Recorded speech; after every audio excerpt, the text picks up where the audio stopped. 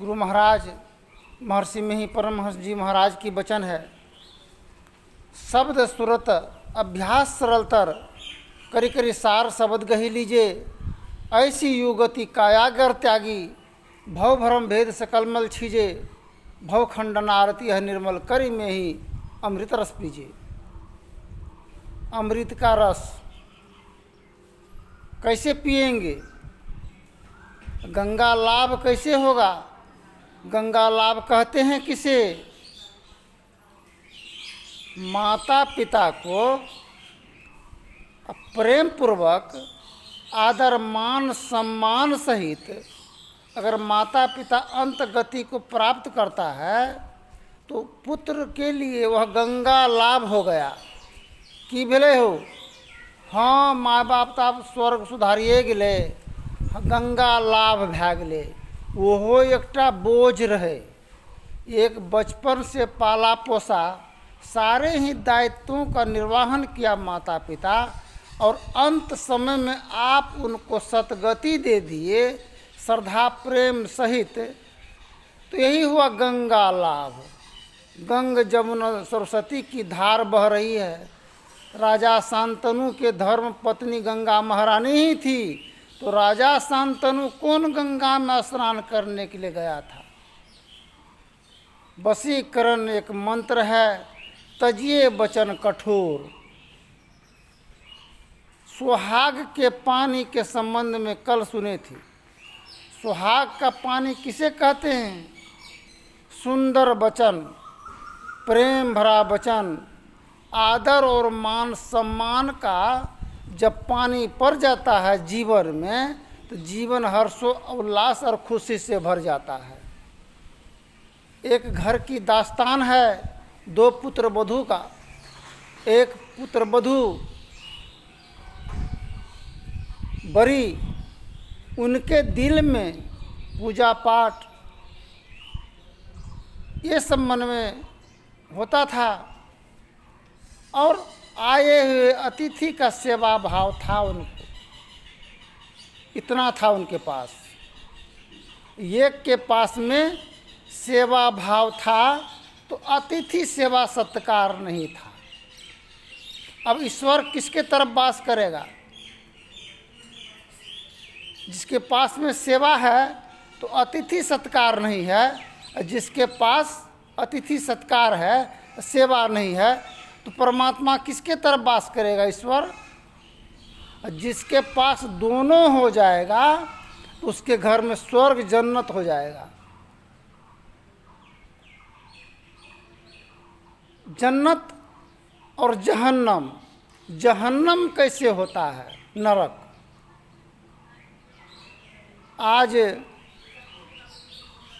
छोटी पुतहू का कहानी सुने थे। छोटा बेटा कहा कि न अलगे रहवे, कनियों मन हार है, कितना बोझा ढोबो, अलगे भै गेले। अलग जब भेले, आप तो मन भै गेले अपन, सभी परिवार से छूट गया, बिछड़ गया। जो पेड़ फूल हो या कोई भी पेड़ वृक्ष हो, अगर जड़ से उखड़ जाए तो हरा भरा नहीं रख सकता है। अब तो दिनों दिन मन उदास ही उदास, निराश ही निराश, हताश ही हताश। कमा कोर करके लाते हैं, उड़ जाता है पैसा, थमता ही नहीं है। जाते हैं उस ओझा के पास, भागवत कथा कराते हैं, पूजा कराते हैं। की भेले हो? धर केतनो कमावे छे, चैन नहीं मिले छे। चैन कैसे मिलेगा? आप तो जो घर के गार्जियन गृह स्वामी मालिक को आप बेचैन किए हैं, तबाह किए हैं, चैन कैसे मिलेगा? आप कभी एक वस्त्र देना चाहे, कभी 50 रुपया माता पिता को देना चाहे कि लोग कमा कोर करके लाए हैं, तो कैसे मिलेगा शांति? एक मौलवी साहब का दोस्त, हिंदू दोस्त, दोनों कह रहा है कि देखिए, आपका इस्लाम मजहब कई चीज़ पर टिका हुआ है। बोला 5 चीज़ पर टिका हुआ है।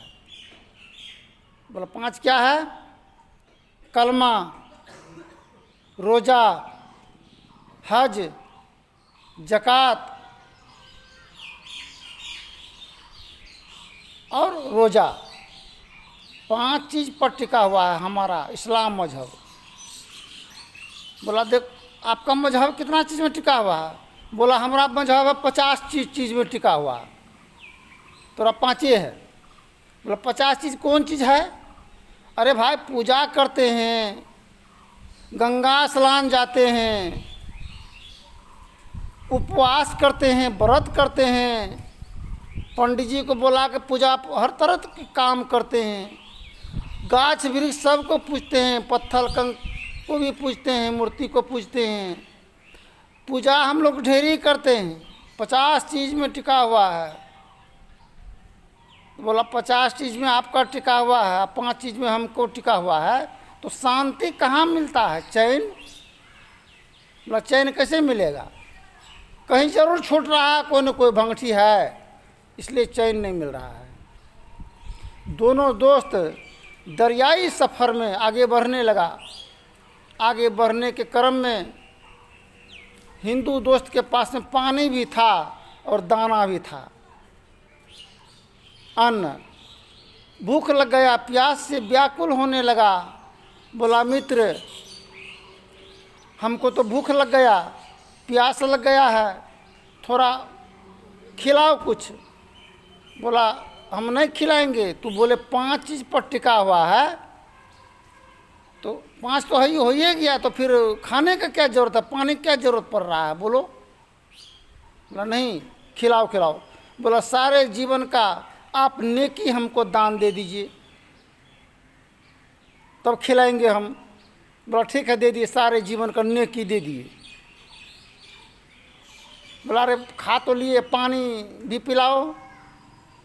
तो बोला पानी पिलाएंगे, फिर एक चीज़ देना होगा। बोला क्या? हम जितना बदी किए हैं, पाप गुनाह की, वो तो अपने सर पर तुम ले लो। तब पानी दिया उसको पीने के लिए, दाना और पानी। सबसे बड़ा महत्वपूर्ण चीज़ है दाना पानी।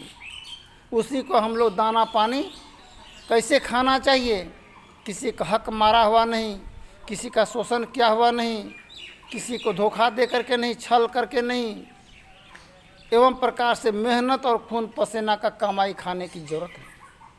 आज हम लोगों के जीवन में इज्जत, घर के गृहिणी पुत्र अगर घर के मालिक को, गृहस्वामी को इज्जत अगर नहीं दे और बाहर वालों को इज्जत दे, क्या घर कभी चलेगा? घर के मालिक, घर के परिवार को परिवार इज्जत दीजिए, तभी इज्जत मिलेगा। और बाहर के लोगों को सम्मान देना चाहिए, मान देना चाहिए। कर्म प्रधान विश्व करी राखा, जो जस फल करिए तस फल चाखा। अब भाई अलग तो हो ही गया, अब बात बात में हिंसक विचार भरा बात से भाई भाई में लड़ाई झंझट, विवाद, कलह के द्वारा दोनों भाई लड़ते लड़ते लड़ते बेदम अपनों हो गया। कितना समय नाश हुआ, बाल बच्चा भी हिंसक विचार प्रवेश किया। अंत में अब कोई काम ही नहीं समझ में आ रहा है। जननियों तबाह है इलाज के लिए, पैसे नहीं है। क्यों? समय को, कीमती समय, बहुमूल्य कीमती समय को हम गमा दिए। कल के यो हम जानतो सोना होते सपन माहे, सोना बेची संत के जमाई तो। यो हम जानतो सोना है ते सपन माहे, सोना बेची संत के जमाई तो। अंत समय में सास को नकमुन्नी है, घींच करके नकमुन्नी भी ले लेगा और वो झंझट मच जाएगा जी घर परिवार में, कलह विघ्न। श्री गुरु महाराज की वाणी है, 5 तत्व तन अग्नि जराई, दीपक चास प्रकाश गरीजे, गगन थाल रवि शशि फुलफुला, मूल कपूर कलश गिर दीजिए। अच्छत नव तारे मुख्ताहल, पुहप माल ये हार गुजे।